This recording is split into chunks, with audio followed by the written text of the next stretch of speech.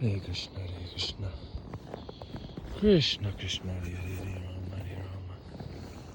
Rama Rama, Hare Hare Krishna. Hare Krishna. Krishna Krishna, Hare Hare, Rama Hare Rama. Rama Rama, Hare Hare Krishna, Hare Krishna. Krishna Krishna, Hare Rama Hare Rama. Rama Rama, Hare Hare Krishna, Hare Krishna. Krishna Krishna, Hare Hare, Rama Hare Rama. Rama Rama, Hare Hare Krishna, Hare Krishna. Krishna Krishna, Hare Hare, Rama Hare Rama. Rama Rama, Hare Hare Krishna.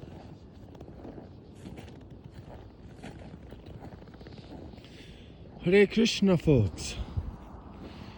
That is the most sublime method for spiritual realization in Kali Yuga, is the chanting of the Maha Mantra, which means great mantra. Hare means all the energy of the Lord. Krishna is the supreme personality of Godhead, or the supreme reservoir of all pleasure. And Rama is all, there's a whole bunch of different meanings for the names. Rama was an incarnation of God, an avatar. Came to, you might know those old Indian epics of Rama and Sita, when the big demons on earth kidnapped his wife, which is a punishable offense by death, is kidnapping. It's kind of always intrigued me how in the beginning of the Bhagavad Gita it says that if you were to commit murder, then there's 6 circumstances which it is okay and no sin is incurred. Let's see if I can fire them off. One is kidnapping of the wife.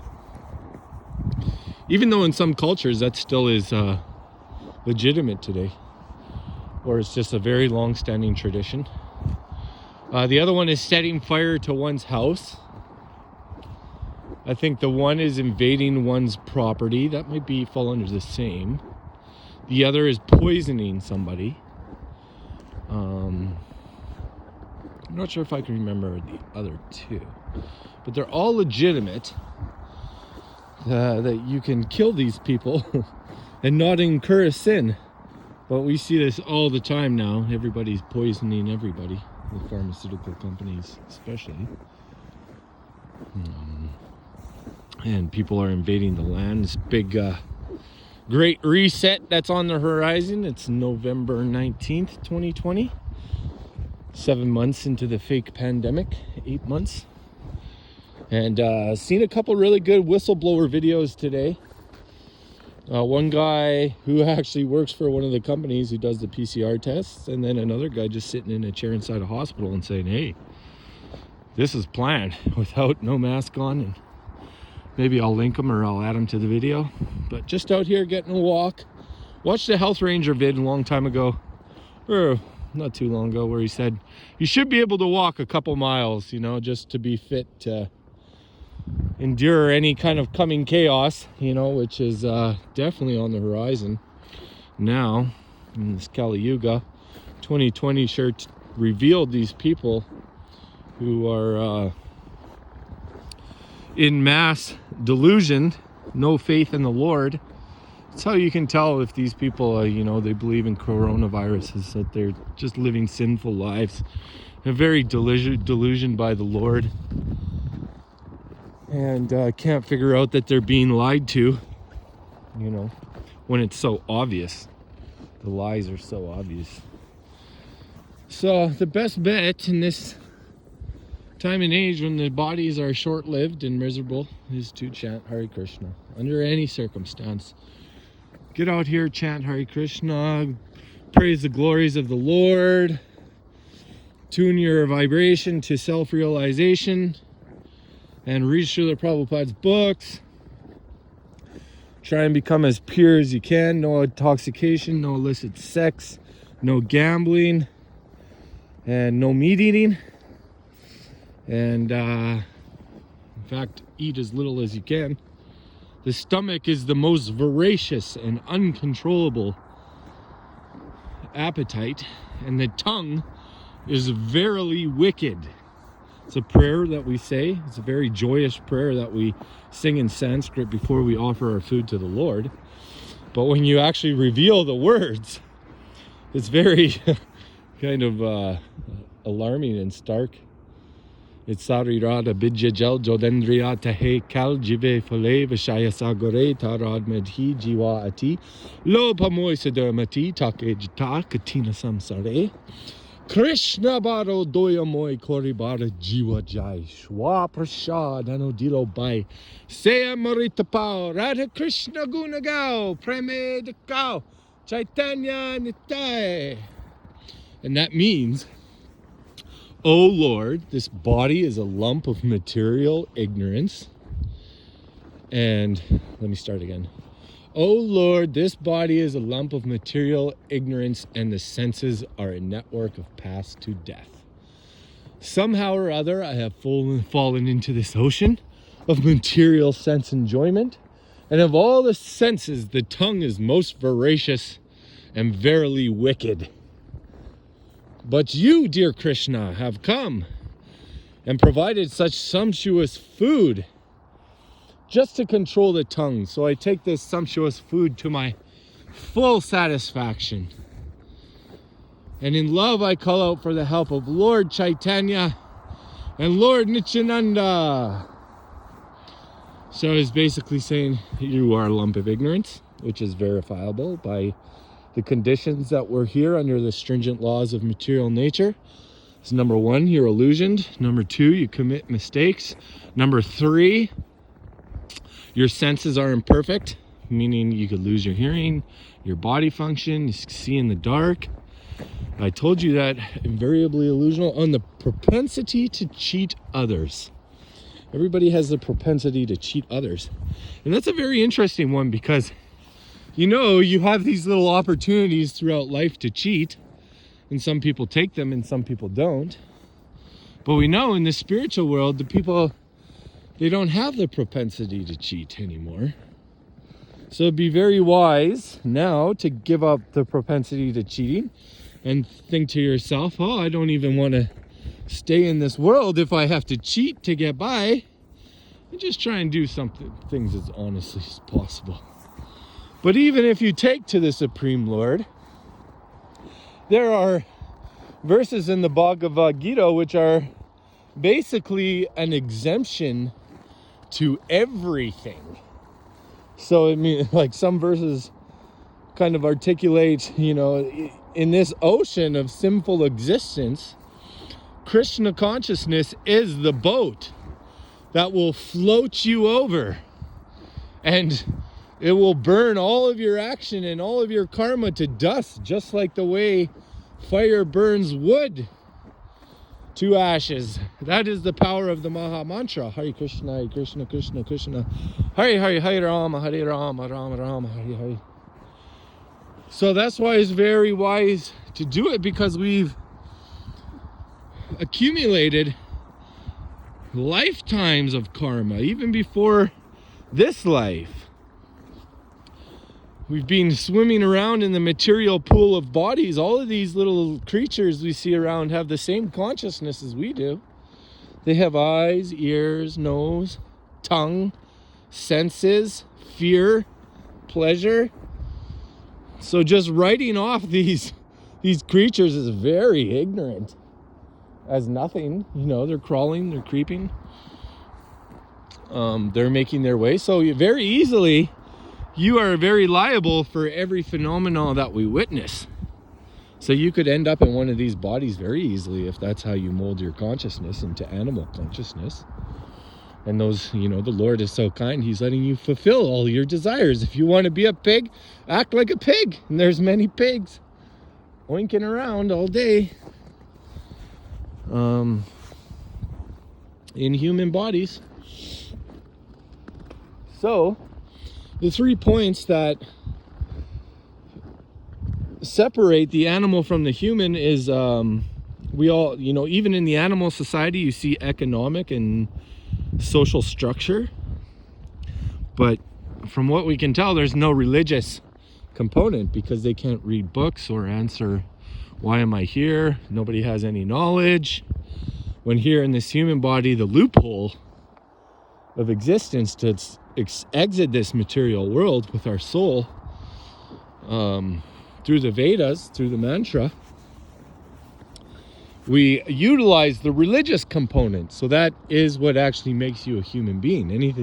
Any human out there who doesn't utilize religious component is an animal. And they just bark. A lot of these people you see online, they're just barking at people. All nonsense, nothing very useful to articulate. Just, eat, sleep, pass stool, get drunk. All these karmic activities, we call them karmis, just out there for sense gratification. They want to work hard like animals, like donkeys. A cool analogy about donkeys by Srila Prabhupada is the donkey lives in fear under the threat of being beat by his master, and just wants to get sexual gratification at the risk of being kicked by the opposite party. And he's doing this for lumps of grass, but when you look around, there's grass everywhere, but he's so illusioned, he's waiting for it. And that's what we're seeing today with all this government control and stuff like that. You're just seeing donkey asses who love their engagement, who want to be told what to do, how to act. They want to be locked down and restricted. They like their corrupt government. This is the masses now. They've totally forgotten freedom and relinquished all their rights that so much blood was shed for. So I think that you can go back home to the spiritual world in battle, or the best way is by brahmana, by chanting and purifying and realizing and preaching and listening.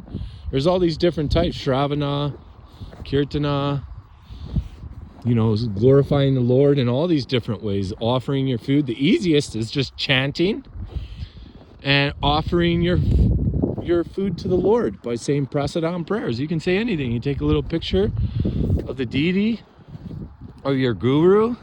You make a nice little plate. You cook it for them. You offer it to them.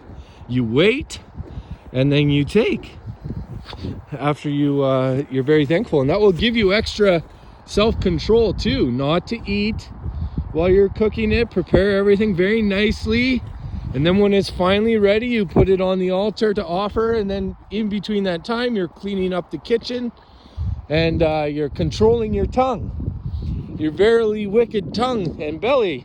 You're saying, no, this food is for the spiritual master first. So it's all his. I own nothing, actually. This is all the property of the Supreme Lord. And they've graced these nice fruits and vegetables and rices and grains and milk products. And then you get strength. You're blessed with strength and more self-control in other areas of your life, sexually and intoxication and doing the right thing. Well, biting your tongue, I'm not very good at that. So yeah, the cow is the most integral part of human society. Since time immemorial, we've always had cows and protecting cows, and even in Africa, they'll protect their cows. That's their wealth. But we don't kill the cows. We can get so many nice products from them: milk and yogurt, cheese and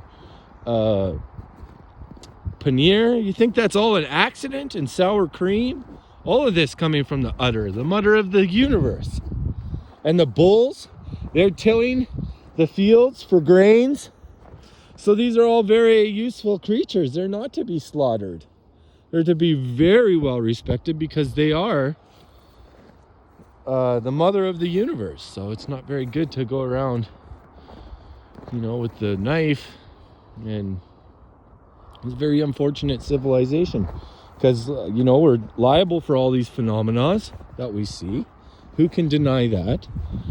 And there's big slaughterhouse. So just as soon as our short, pathetic lives are over, who knows where we're destined to go? Then nature's law will dictate the supreme justice. Here we have the perverted justice, but the supreme justice is waiting just as soon as it's time to change bodies. And we know we're always changing bodies because direct evidence. We have baby's body, child's body, toddler's body, teen's body, young man body. All we know is different body. I am definitely not the baby body that I used to be. I am 100% completely reincarnated from that body. So the body's always changing. There's the proof. And you know, all these people that make up all kinds of nonsense reasons why. It's called circular reasoning. And a good way to expose that is, you know, if you put a mercury thermometer into boiling water, you know, you could say, oh, well, that's not really, and you say the water boils at whatever degree, you know, you got some nonsense man come along and say, oh, that's not real mercury in the thermometer, that's not water, you know. It's just, anyways. Read 7.15 in the Bhagavad Gita and 7.16. It tells you the patterns, the 4 types of patterns of demons that are in the world. And then 7.16, the 4 type of patterns of people who are searching God. And it's people who are after searching the knowledge of the absolute, people who are searching for money, people who are in distress. And the final one, I can't rattle off right now. And then the 4 patterns of demons are mudhas. The Duskritina is basically the group name. You have mudhas, which are just asses, karmis, people working for sense gratification, very hard working night. And you have asuram bhavam ashritam, which are the demons, the big bad demons we're seeing in Hollywood and all these Satan worshippers. And then we have Duskritina, and then we have, what was the other one? Mayaya Pritagana. That's a very interesting one. Is why we're seeing these scientists and these educated people and these administrators and literary type, you know, big people, all puffed up, CEOs, top dogs, puffed up scientists, but they disobey the Supreme Lord. So everything they're doing is just for the destruction of humanity and society rather than for the benefit of it, because they disobey the Supreme Lord. So then they're always baffled and their plans are always smashed. And this is 99.9% of the people now, folks, are in these categories. So anyways, I guess I'll just leave it here, a little rattle off. Hare Krishna, chant Hare Krishna, read through the Prabhupada's books, become informed about the real constitutional nature of the material world, and learn how to go back home, back to Godhead. Get your Sat Chidananda Vigraha body. You're Sat, you're eternal, you're Chit, you're full of knowledge, you're Ananda, you're full of bliss originally, but now you're full of misery, and you're not eternal, and you're ignorant. So there is a way out, guys, and that's by the Vedic literature and Srila Prabhupada's books and the mantra. Hare Krishna.